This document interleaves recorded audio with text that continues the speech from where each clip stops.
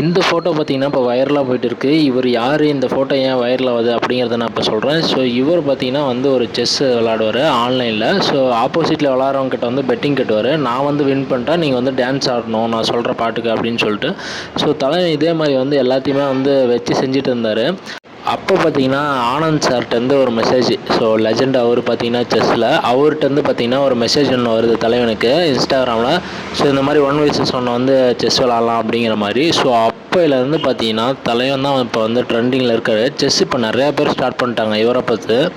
அது மட்டும் இல்லைங்க, கிட்டத்தட்ட ஒரு நாளைக்கு பார்த்தீங்கன்னா 5000 ஃபாலோவர்ஸ் ஏறி இருக்குது.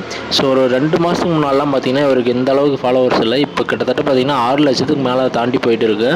அது மட்டும் இல்லைங்க, தலைவன் ஒரு சைடு பார்த்தீங்கன்னா நம்ம ட்ராகன், அதாவது பிரதீப் ரங்கநாத மாதிரியே இருப்பார். நீங்கள் அதை நல்லாவே ஃபீல் பண்ண முடியும். இப்போ அதை தான் வச்சு ஓட்டிகிட்டு இருக்காங்க எல்லாருமே.